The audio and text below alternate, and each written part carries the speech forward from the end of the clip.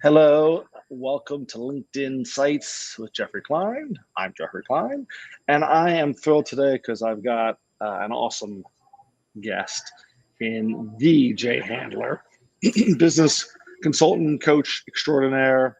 But I'll let him introduce himself. How are you, Jay? I'm doing well. How are you, sir? Good to see you. I'm good. So I got a couple questions for you. We'll start with a really hard one. So, who are you? What do you do? So I'm Jay Handler. I am a business strategist and consultant. I work almost exclusively with service-based entrepreneurs, folks who, like me, started their careers off on the wrong foot. They didn't realize, right? But started their careers off on the wrong foot. Experts in their industry, absolute geniuses when it came to what it is that they do, but they didn't realize that starting a business was different than working in that industry. And so they end up, without the skill sets required, without the foundation underneath them. And 2 years later, if they're still in business, they can't figure out why they can't get out of second gear, why the money isn't flowing the way that they expected it to, why they're not making as much money as their old boss did when they left their business or when they left their job to start their own business. So, I help them with, everything from increasing their sales cycle, making that a little bit quicker so that we can close more quickly, eliminating inefficiencies in their business, making sure that they've got their business plan, their marketing strategy put together, making sure that, they understand how to qualify and disqualify their clients, how important, making sure that we're dealing with the right people at the right time, speaking the right languages and so forth. So it's putting the basics underneath them, making sure they understand who their ideal customer really is and how to interact with them. That's a lot of stuff, but all important is, you solve a lot of different problems. Is there one problem you find that's most common or the biggest challenge that you help them solve? Yeah, it's hard to come up with a single one that's the most common, but if I had to, the most common problem is that they try to start marketing too early. Almost every business owner out there that, doesn't have the background in business, the first thing they want to do is start throwing their message out there.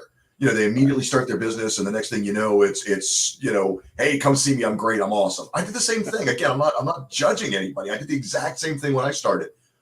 But you have to understand that throwing your messaging out there, right? It's we always talk about the spaghetti on the wall. Well, this is worse, because if you don't know who your ideal customer is, and you don't know why you're talking to them, and you don't know where you're talking to them, then you have absolutely no idea what language you should be using, what technology you should be. It's just, there's so many gaps in the conversation at that point that anything you say is just, it's a roll of the dice. Did you actually speak to anybody who cares about what you had to say, who understands the problem that you solve, that appreciates the way that you said it? There's so many things along the way.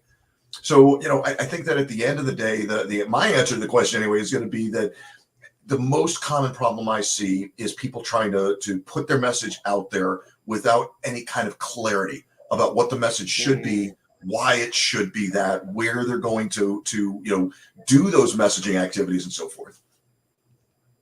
Yeah, it makes a lot of sense. People are, and I was guilty of this when I started my business. I'm like, I gotta just get out there. I gotta start earning money, and it's that strategy and planning that, and as you said, foundational stuff that people need to do. That makes a big difference. Well, people, Geoffrey, people don't seem to understand, and I get it. I understand why they don't understand. Right? We were never taught this, but people weren't taught that you sometimes have to go slower to go faster. Right. We hear the story of the tortoise and the hare, but it's legit. You have to sometimes slow down and sometimes stop and sometimes back up so that you can accelerate. And that's really what it's all about. Yeah, I love that. And as cliche as it is, there's a reason cliches, persist, because there's truth to them. No question. So you talked a lot about, one of the things that's challenging that people forget to do is, find their ideal customer or their client. They're like, my favorite is when you say, well, who do you, who's your target audience? They're like, everybody. Right. And I just go, well, good luck marketing to them, because that's going to take. So let's flip the script a little bit. Who's your ideal customer? I kind of introduced them, at the beginning, but really my ideal is a service-based business. I'm not the product guy, right? But if you're a service-based entrepreneur, I want to talk to you, especially if you feel like your business is kind of trudging along. If you feel like you've been on a treadmill, right, for the last couple of years getting this thing going, you're making a little bit of money, you got a client or two or three, but it's just not getting you where you want it to go. My clients are more often than not, they're male, but that's barely. I mean, it's 55%. So I mean that hardly qualifies as a legitimate statistic. They're typically in that 35 to 65-year-old range and so forth. But at the end of the day, forget the demographics. It's really about what's going on in their head, in their heart, and in their business. And so I'm a no nonsense guy. I'm going to give it to them the way it is. I'm going to do everything I can to help them, because my goal is to get them going as quickly as possible, because I need to move on to the next person who needs my help. And I'm never going to leave somebody high and dry. I'm going to make sure the job is done. But I want to get them to the finish line. I want to get them to the point at least where they're rolling downhill, as quickly as I can. Yeah. And so when I see somebody who's just kind of struggling along, who's making the same money they made 2 years ago when they started the business, and it's not enough to really pay the bills and put anything away, that's when I get passionate about helping them. I love your no nonsense approach. One thing that I really connect with you on is that there's no BS. And we met on Clubhouse, and your first line of your bio is "I'm not everyone's cup of tea," which I'm not for everyone. And I think that's really. Well, listen, you said it a minute ago, Geoffrey. I mean, at the end of the day, jack of all trades, master of none. Right. You can't be all things to all people, and you don't have to be something to everyone. You just have to be the right someone for the people who are looking for you. So, when I say I teach my clients how to qualify and disqualify people quicker, that's part of what I'm doing there. There's some curiosity. Yes, I want them to to go into my profile and all of that. But the reason I want them to go into my profile is because I know that I'm going to qualify and disqualify them with what I've written in the profile too. So, telling people right up front, look, I'm not for everybody. And, I'm going to come at you with this no nonsense approach. I'm not going to sugarcoat stuff for you. I'm not here to save your feelings. I'm not going to try and hurt them either. But I'm going to tell you what you need to hear, whether you want to hear it or not, because it's what's going to make your business stronger. That's all. And I share this with clients all the time. It's not finding the right, for example, the right coach. It's finding the right coach for you. For you, it's not absolutely. That match, finding that fit. I'm not the perfect, content creator for every company. It has to be a match on both sides. I think there's sometimes, where businesses take any business and they need to be thinking about, just because someone says they want to work with you doesn't mean you should necessarily work with them. Amen, brother. Entrepreneurs are like, well, I can't say no. And you have to realize that by saying no to this, you're saying yes to something else. Especially early on. So many of my clients get trapped working with clients that they don't want to work with, or shouldn't be working with, and, are taking up way too much time for the amount of money that they're bringing in, or whatever the case might be. I made my career by firing clients. I mean, it's how I became who I am today. I realized that I had made some mistakes, that I brought people on that were just paychecks, and, they weren't my ideal. And at the end of the day, I mean, again, just being honest, right? I mean, nothing against them, but they weren't bringing enough to the bottom line to justify the amount of time I was spending with them. And so, there were folks that I had to roll off to another account manager, or hand off to somebody else, whatever the case might be, so that I had more time to go after the $8,000, $10,000, $12,000 a month clients. I mean, you can't do that when you're hand holding a bunch of $800 a month clients. You just can't. Yeah. And it's no fun either, like, to be with clients, because you realize you're not going to be able to pour into them as much as you want, because you don't have the bandwidth, because they're not, your value isn't being commensurate to the effort you're putting in. And so, it makes sense. Now we Well, if all you look at have, the 80/20 rule too, you get the, right. you get to the point where you're realizing that, you can't spend 80% of your time on people that only bring 20% of the revenue to the bottom line. I mean, it just doesn't make sense. And what you find out is when you bring on those wrong clients, which is what happens when you start just throwing messaging out there, right? We started from the beginning. This goes all the way back to where we started. When you start throwing random messaging out there, you get random clients. And when you get random clients, then you end up with clients who are bringing 20% of the revenue and 80% of that headache to the bottom line. And that's a miserable ratio from the beginning. Recipe for disaster.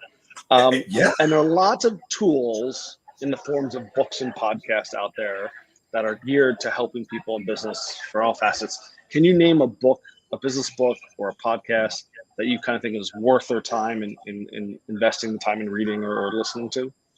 Yeah, I'll give you two actually. I'm not. I shouldn't say this on your podcast. I'm not a huge podcast guy. I don't listen to a lot of It's all good. podcasts. A little too structured for me, I think sometimes. But and then I'm going to talk about books, which I mean, again, by virtue of what they are structured. The two books that I recommend everybody get. One is called 80/20.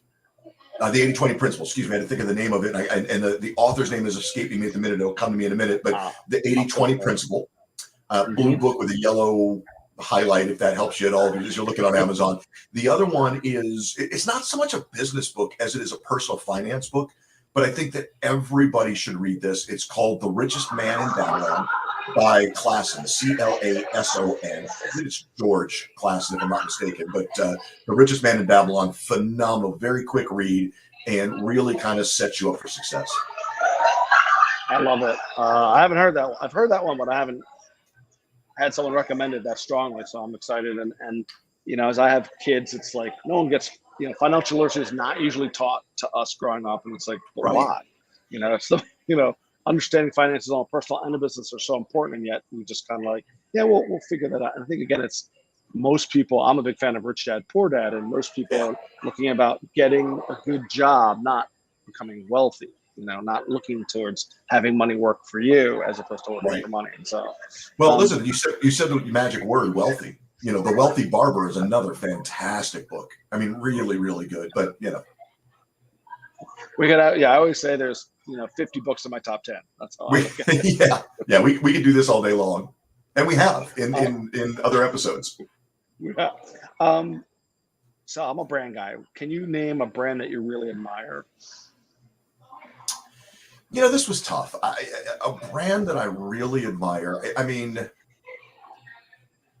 I'm a huge sports guy, and as weird as long as you say one of the Philadelphia sports teams, then we're okay. No, I'm just kidding. We're not going to go. I know you're a Mahomes fan. I know, so well, and I'm going to stick with my Kansas City Chiefs. One of the brands that I admire the most is the Kansas City Chiefs. They, it's not so much the brand itself; it's the management, the ownership, it's the mentality, and all of that goes into being a brand. I mean, when you think about it, right? What scandals can you attach to the Kansas City Chiefs? If you're a fan, Jay Handler's in love with Pat. Oh, sorry.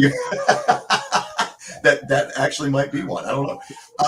There are a few. Not yet. It's a future. It's a future scandal. That's right. Yeah. It's coming. Jay Handler stalks. That's right. Me and Eric Stone Street, man. We're gonna really cause issues over there. But they have consistently led themselves in not just a professional manner, but in a decent manner. There are players that, quite frankly, in my opinion, no team should touch because of their character.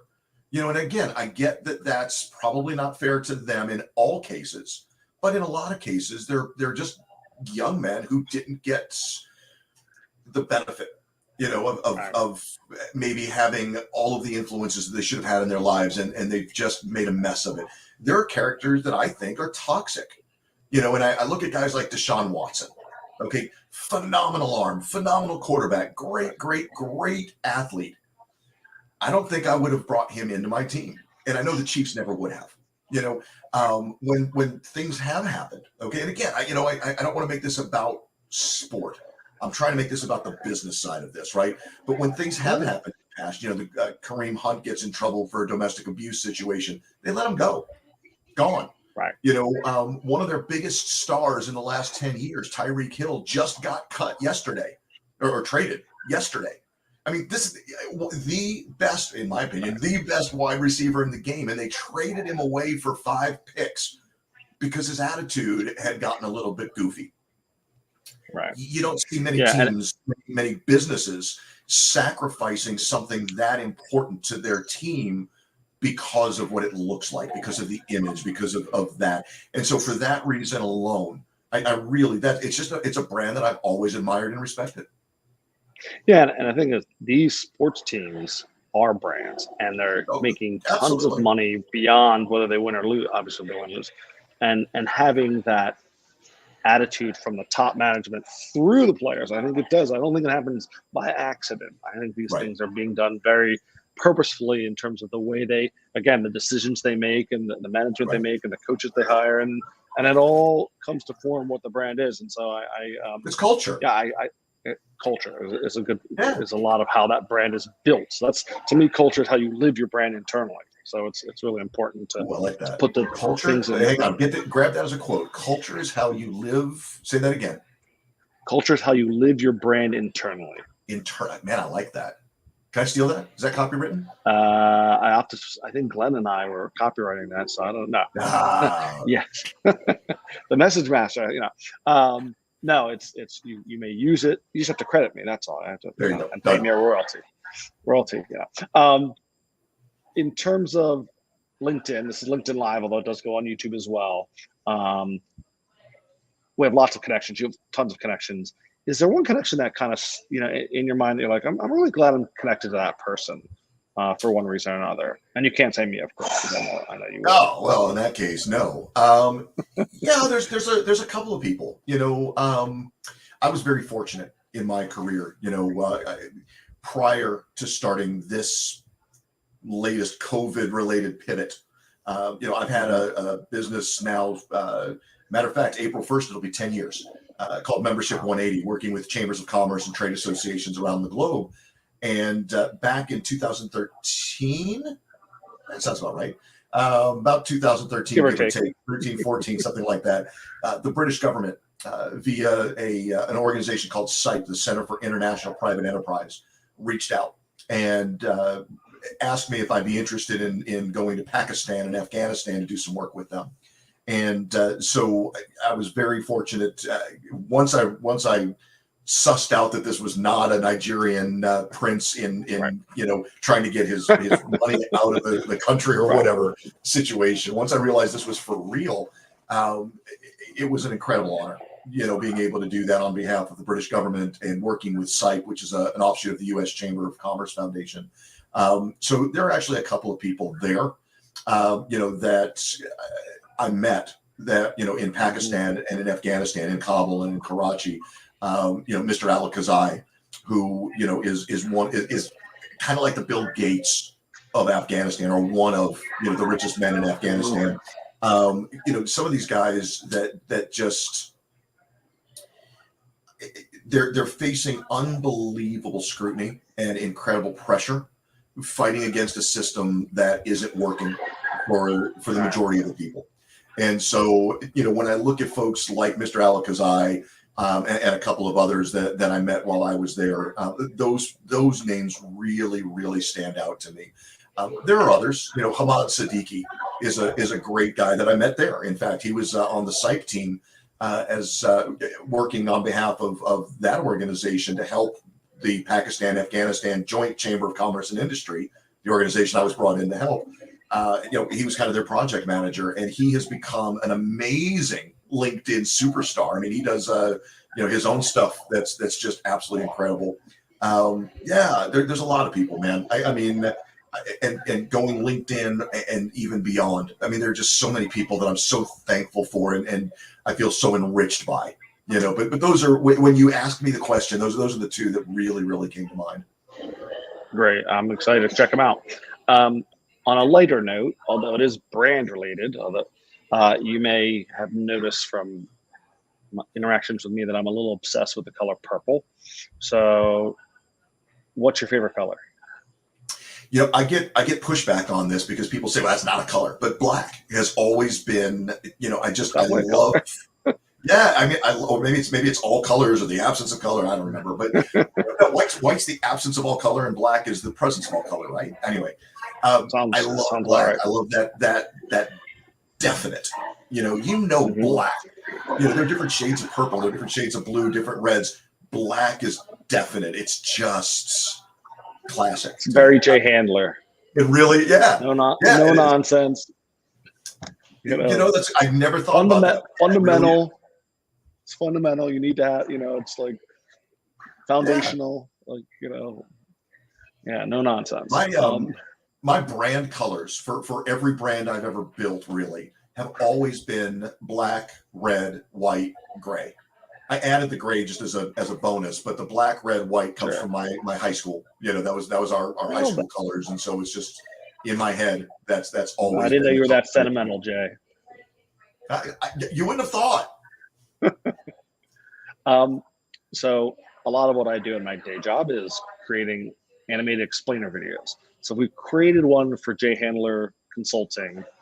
What's the one thing people who watched it would take away from it about you and your business? Wow, that's a really great question. I think that at the end of the day, what I'd really want them to take away, and I don't know that we can get this in an explainer video, but the one thing we can. What's up? I'm convinced you can. Whatever it is, I'm convinced we can do. I'm gonna give it a shot. I would really want them to understand my story. I'd want them to understand why I do what I do. I was homeless at 19, and my own fault. I wasn't a drug addict, I wasn't a thief, but I was homeless at 19. I was, like a lot of people, I was one paycheck away from being homeless, and that one paycheck didn't show up, and then the next paycheck didn't show up, and I was kind of locked in or locked out, as the case may be. And so, I very, very, very long story short, you've heard the entirety of the story, but just for the sake of brevity and the time constraints on this podcast, I saw kids. And it broke my heart seeing, homeless kids out there with their families. They had nothing to do with what got them out on the streets, no power to get themselves off. And the only thing that would help at that point in time is mom or dad getting a job. And so I've dedicated the last, 30 plus years of my life to creating as many jobs as I possibly can, whether that's working with chambers of commerce to create dozens or hundreds of jobs at a time, or an association doing the same, or it's individuals like you and I, helping them build their business so that we can create one new job. I love that. Yeah, I don't know how you get that across in an explainer video, but that's well.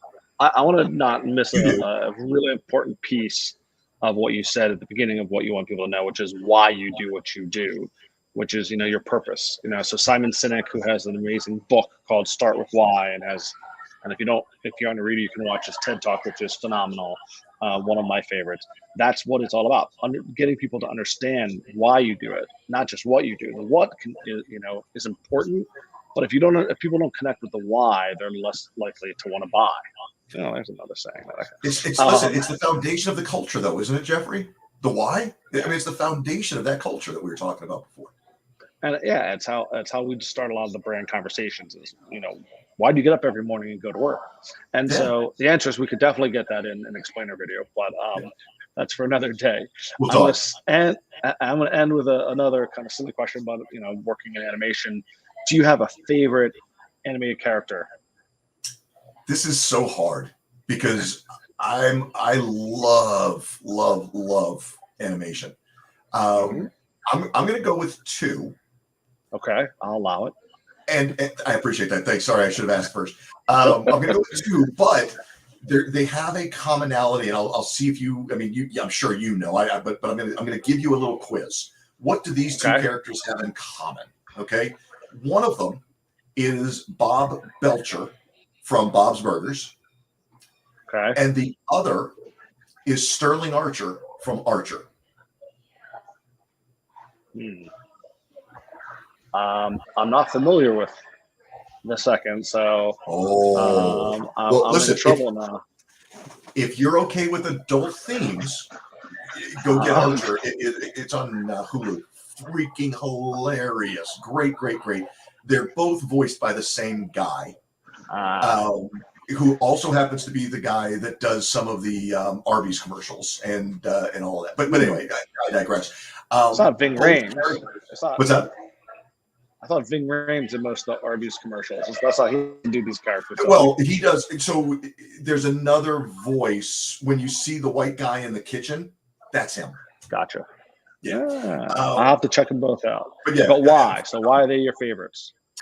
Because the voice, for a lot of the same reasons. They are every man and no man. Bob is everybody and Sterling is nobody. But they're in the same way. They do their thing uncompromisingly. This is who they are. This is what they're going to be. You know exactly what to expect of them every single time. There's some sarcasm. There's some wit. There's some wisdom. There's also some stupidity and some. With Bob, it's a lot of indecision and doubting himself and lack of self-esteem, whereas Archer is just so completely on the opposite side of the spectrum, overconfident, over self-esteemed, but they're just, I don't know. I think that at some level I relate to both of them. Sloppy, disorganized Bob and spy extraordinaire James Bond spy Sterling Archer. They're both wise asses, and I love them. I think relatability is a huge thing in any kind of content you're creating. And I was, in your description, I couldn't help but think of Homer Simpson, who I love. And then I'm like, oh wait, I don't want to be too closely associated with him because there's certain elements of him. But he's lovable in his every man kind of, he's a kid, and that's part of why I think I like him, because he's really just an adult juvenile. And I like to feed my inner child. Listen, often, to this day, one of the funniest things in animation history, as far as I'm concerned, is Spider Pig. And I will forever stick with that. Spider Pig. And listen, for those of you who have no idea what I'm saying right now, look up Homer Simpson's Spider Pig. You'll get it. But one of the funniest moments in animation, as far as I'm concerned. But the whole show, they're really talented, and to be on this long has been. Yeah, he's not Spider Pig anymore. Now he's Harry Plopper. Anyway. Well, we could continue our conversation into the rabbit hole that is animation characters, but we both have work to do to go help others be more successful. And I think that's the end of the day. Is that what I've loved about you, Jay, is that you are a man who's very focused on helping others, and you do it in lots of ways. And I appreciate that from you. And I appreciate you being here, and I appreciate those that are watching the replay. So have a great day, and I'll see you on the flip side. Thanks so much, man. I really appreciate you hosting.